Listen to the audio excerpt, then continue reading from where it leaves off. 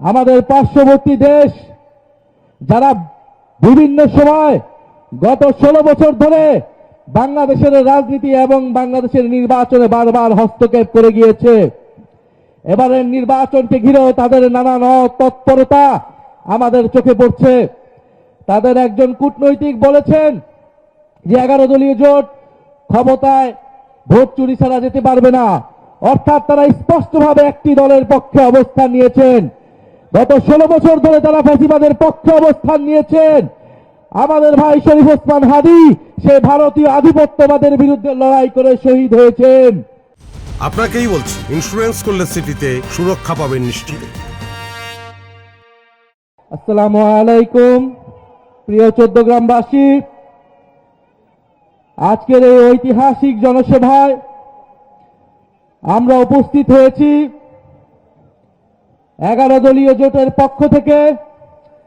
11 দলীয় জোটের প্রার্থী এবং মার্কাকে বিজয়ী করবার লক্ষ্যে এবং বাংলাদেশকে আধিপত্যবাদ মুক্ত, দুর্নীতি মুক্ত, বৈষম্য মুক্ত একটি ইনসাফ ভিত্তিক রাষ্ট্র প্রতিষ্ঠার লক্ষ্যে আজকের এই জনসভায় উপস্থিত আছেন প্রধান অতিথি হিসেবে বাংলাদেশ জামাত ইসলামের সংগ্রামী আমির, 11 দলীয় জোটের প্রধান কান্ডারি ডক্টর শফিকুর রহমান।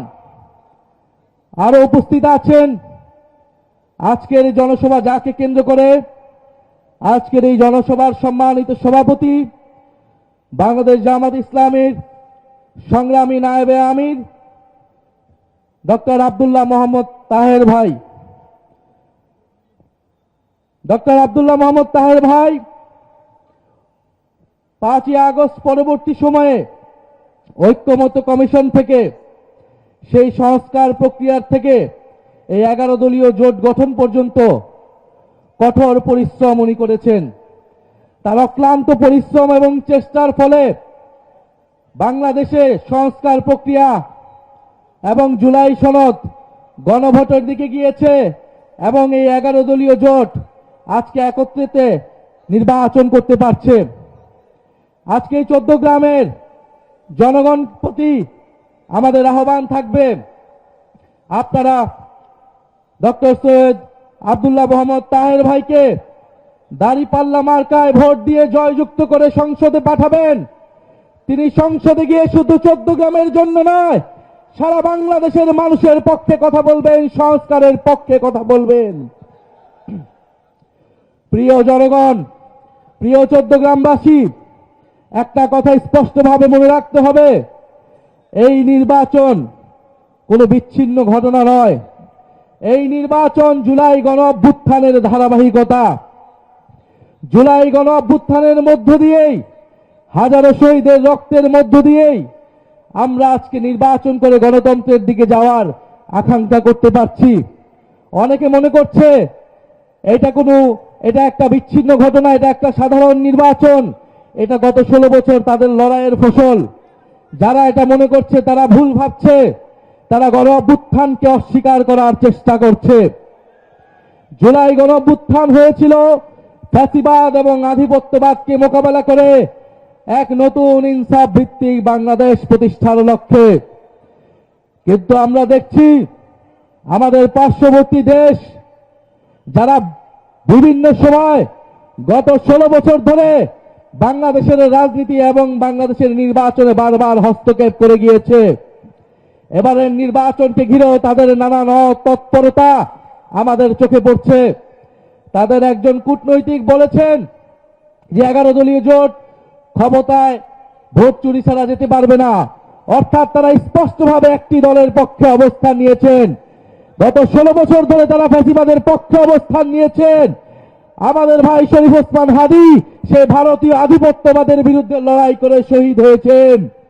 আমরা স্পষ্টভাবে বলে দিতে চাই, বাংলাদেশে সরকারকে ক্ষমতায় আসবে, সরকারকে গঠন করবে, তা নির্ধারণ করবে একমাত্র বাংলাদেশের জনগণ। যদি কোনো আধিপত্যবাদী শক্তি চেষ্টা করে এই সরকার, এই নির্বাচনকে তারা হস্তক্ষেপ করার চেষ্টা করে, তাদের বিরুদ্ধে বাংলাদেশের জনগণ দাঁড়াবে। প্রিয় সংগ্রামী ভাই ও বোনেরা, আমরা চট্টগ্রামবাসীর প্রতি আহ্বান জানাচ্ছি, উদাত্তভাবে অনুরোধ করছি, আপনারা বাংলাদেশের অভিজ্ঞ বলিষ্ঠ নেতা ডক্টর সৈয়দ আব্দুল্লাহ মোহাম্মদ তাহের ভাইকে দাঁড়িপাল্লায় ভোট দিয়ে জয়যুক্ত করুন এবং শুধু এই চট্টগ্রামের আসন নয়, সারা বাংলাদেশের প্রতিটি আসনে 11 দলীয় জোটের যারা প্রার্থী রয়েছেন, মার্কা রয়েছেন, তাদেরকে আপনারা জয়যুক্ত করুন। ইনশাআল্লাহ 11 দলীয় জোট সরকার গঠন করে জুলাই গণ অভ্যুত্থানের যে অসমাপ্ত কাজ, সংস্কারের যে অসমাপ্ত কাজ, শরীফ ওসমান হাদির যেই স্বপ্ন, সেই স্বপ্ন তারা বাস্তবায়ন করবে। আমরা সরকার গঠন করলে সবচেয়ে বেশি প্রায়োরিটি পাবে জুলাই গণ অভ্যুত্থানের জুলাই খুনিদের বিচার, শরীফ ওসমান হাদির হত্যার বিচার। সেই বিচার আমরা এই বাংলার মাটিতে নিশ্চিত করব ইনশাআল্লাহ। আপনারা সবাই দাঁড়িপাল্লার সাথে আছেন? আপনারা তাহের ভাইয়ের সাথে আছেন? ইনশাআল্লাহ তাহের ভাইকে আমরা সংসদে পাঠাবো। 11 দলীয় জোট সরকার গঠন করবে।